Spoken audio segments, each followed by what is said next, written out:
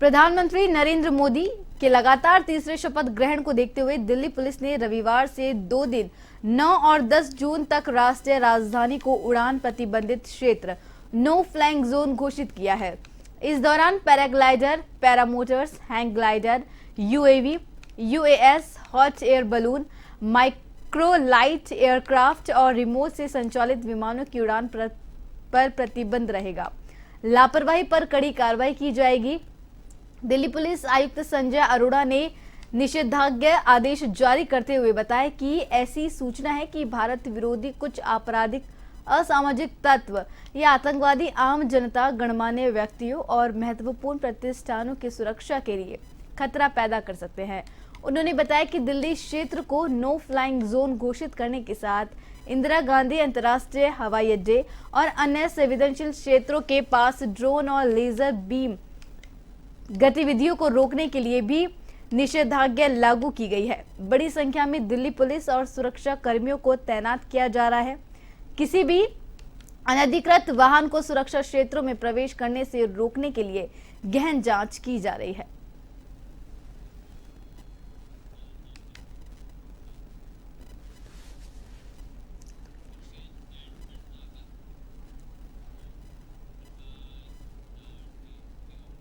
और इस खबर पर ज्यादा अधिक जानकारी के लिए हमारे वरिष्ठ संवाददाता दुर्गेश भटनागर हमारे साथ जुड़ चुके हैं। दुर्गेश, कल जो है प्रधानमंत्री नरेंद्र मोदी तीसरी बार पीएम पद की शपथ लेने वाले हैं। इसको लेकर क्या कुछ राजधानी दिल्ली में तैयारियां चल रही है, पूरी अपडेट चाहेंगे। देखिए, तीसरी बार प्रधानमंत्री जो है वो शपथ लेने जा रहे हैं। कल 9 तारीख का दिनांक जो है वो तय की गई है। शाम को 7:15 पे 7:15 बजे जो है वो शपथ ग्रहण करेंगे। राष्ट्रपति भवन में कार्यक्रम होना है। सुरक्षा व्यवस्था की अगर बात करें ऋतु, तो पूरा ही चाक चौबंद सुरक्षा व्यवस्था है, क्योंकि ये एक वीवीआईपी एरिया है। राष्ट्रपति भवन हुआ, प्रधानमंत्री कार्यालय, नॉर्थ एवेन्यू, राजपथ जो है, ये पूरा जो है वो वीवीआईपी एरिया है। तो वहां पर ऑलरेडी जो है सुरक्षा व्यवस्था रहती है, लेकिन चूंकि प्रधानमंत्री का शपथ ग्रहण समारोह है, तो ऐसे में वहां पर जो है वो शपथ को लेकर और सारी कोई अनवांटेड गतिविधियां वहां ना हो सके, उसको लेकर पुलिस प्रशासन ने पूरा जो है वो एरिया अपने कैप्चर में कर लिया। एसपीजी ने अपने अंडर ले लिया है। त्रिस्तरीय, जैसा कि आपने भी बताया दर्शकों को कि त्रिस्तरीय जो है सुरक्षा व्यवस्था रहने वाली है, और नो फ्लाइंग जोन जो है उसको घोषित कर दिया गया है। धारा 144 तो पहले से ही लगा दी गई है। तो ऐसे में जिनको इनविटेशन दिया गया, इनवाइट किया गया, वही लोग जो है वो इस समारोह में आएंगे। इनके लिए पार्किंग की व्यवस्था भी अलग से की गई है। वीवीआईपी, वीआईपी और जो बाकी जो डिग्निटीज को जो बुलाया गया है, उन सबके लिए अलग अलग गेट और व्यवस्था की गई है। और शाम को 7:15 बजे जो है ये राष्ट्रपति भवन के अंदर ये कार्यक्रम होने जा रहा है। जी ऋतु, कल जो है एनडीए की बैठक भी इस दौरान हुई थी, तो ऐसे में नीतीश कुमार और जो चंद्रबाबू नायडू है, उनके लिए क्या कुछ मंत्रालय इस बीच डिसाइड किए गए हैं? क्या कुछ विभाग उन्हें सौंपे गए हैं? देखिए, अभी पहले जो है वो शपथ ग्रहण होगा, उसके बाद जो है मंत्रियों की, माना जा रहा है कि कुछ मंत्रियों को जो है शपथ दिलाई जाएगी। जो जेडीयू और उसके साथ साथ टीडीपी और बीजेपी का जो बड़ा अलायंस है। देखिए, इसके अंदर 53 जो है वो टोटल बीजेपी के साथ अलग और जो है लोग हैं, सांसद जो हैं वो हैं, उनमें से टीडीपी और छोटे जो दल हैं उनको भी जो है पूरी तवज्जो दी गई है। एक फॉर्मूला तय किया गया है।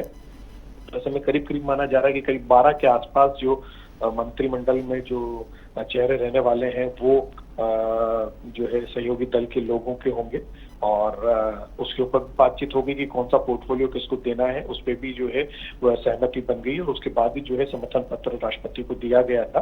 तो अब देखने वाली बात ये होगी कि किसको कौन सा पोर्टफोलियो मिलता है। वो तो शपथ ग्रहण समारोह के बाद ही, जब पोर्टफोलियो डिस्ट्रीब्यूशन होगा, उसके बाद चीजें सामने आएगी। अभी केवल कयास ही लगाए जा रहे हैं। तो ऐसे में जो है वो कोशिश यही है कि जो अब आगे सरकार चलेगी वो कॉमन मिनिमम प्रोग्राम के ऊपर चलेगी।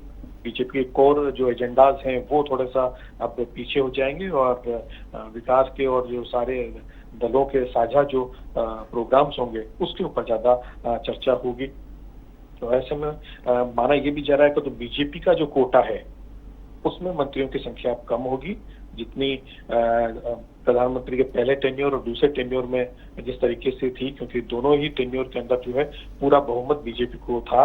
तो ऐसे में बीजेपी से आने वाले जो मिनिस्टर्स हैं उनकी संख्या ज्यादा थी, सहयोगी दलों की संख्या कम थी। लेकिन अब चूंकि बीजेपी के पास जो है वो पूरा बहुमत नहीं है, सहयोगी दल के साथ पूरा बहुमत के साथ सरकार बनाने जा रही है, तो ऐसे में सहयोगी दल को जो है इस बार ज्यादा तवज्जो मिलने की उम्मीद है। जी ऋतु।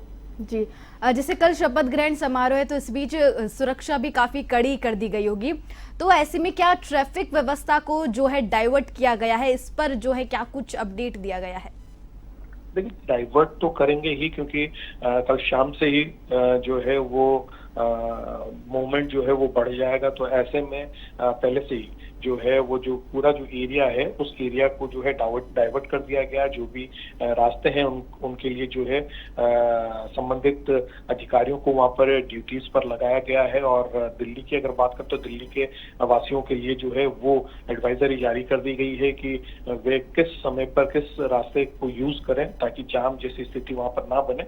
इसलिए जो है क्योंकि वहां पर जो है वीआईपी मूवमेंट ज्यादा होने वाला है, तो करीब 2 से 3 घंटे का जो टाइम है शपथ ग्रहण के आसपास पहले और बाद का जो टाइम है उस दौरान जो है वो ट्रैफिक डाइवर्ट किया गया है। जी ऋतु।